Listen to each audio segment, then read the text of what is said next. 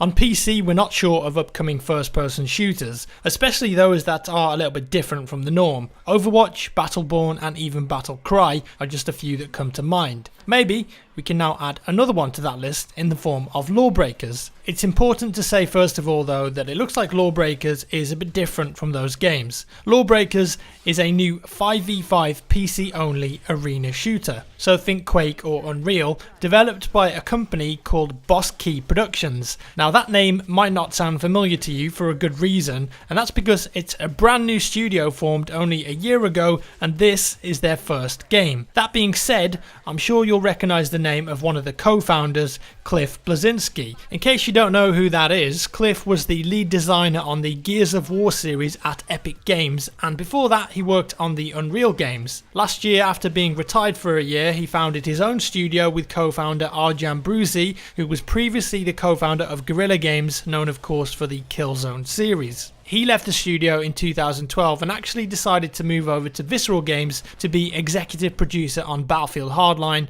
which is pretty interesting. He left Visceral Games over a year ago now though to form Bleszinski with Cliff. So with the history lesson over, how about the game? It's set in the year 2105 after an event called the Shattering has had an extreme effect on the world's gravity. Basically, some idiots did an experiment on the moon and the damn thing bloody exploded, which is of course a big problem. Humanity rebuilt what they could, but gravity never quite went back to normal. The game has two teams, and wait for it, yes, because it might get confusing. You've got one team that follows the law, the organised law enforcement, you know, as the cops, and then you've got the organised crime that break the law.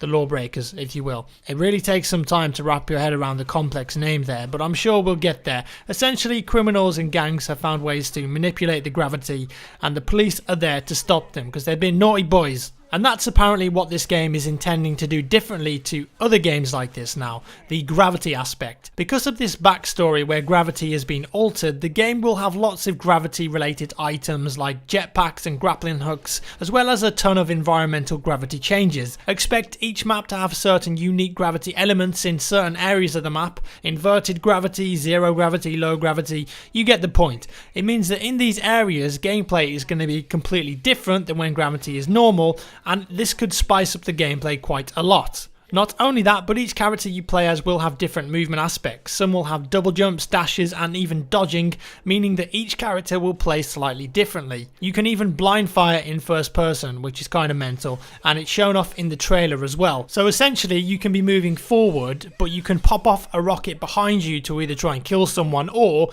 you can self-propel yourself forward, which is probably going to take some getting used to. But this sort of mechanic shows how the game could be a lot different to other games that are out there right now. It's harking back to a time when games weren't hyper realistic. Quake and Unreal Tournament, for example, where you could do crazy double jumps and triple jumps, wall runs, rocket jumps, and it created these insane kills and epic moments. It's possible that we could be getting that back with Lawbreakers. While there isn't a ton of information on the game around just yet, Cliff has done a few interviews where he's wanted to differentiate the game from other games like Overwatch. At first glance, they do look very similar because of the art design and the style. He has stated that the player characters, for instance, will be a lot more cohesive, so you're not going to get some wizard playing as the Lawbreaker for argument's sake, but you're more likely to get some Japanese Yakuza soldiers instead, and if you're playing as the cops, you can expect to play as futuristic DEA agents or something similar, rather than a character that's completely unexpected and doesn't fit in with the story or the concept. He's also confirmed that the game will be symmetrical, so for instance, if there's a character on the criminals who has a grappling hook,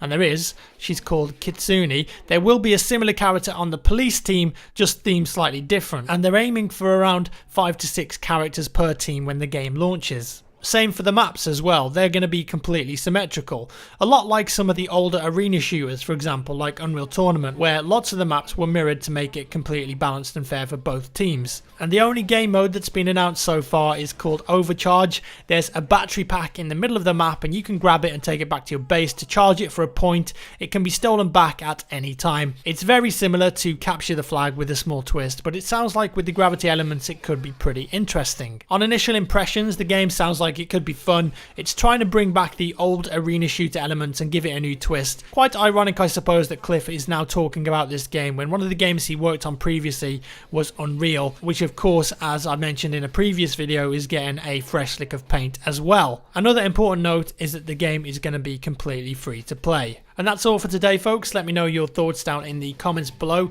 Are you interested in Lawbreakers, or are you going to keep this one firmly off the radar? Give me a thumbs up if you enjoyed the video. Thanks for watching, and I'll see you in the next one.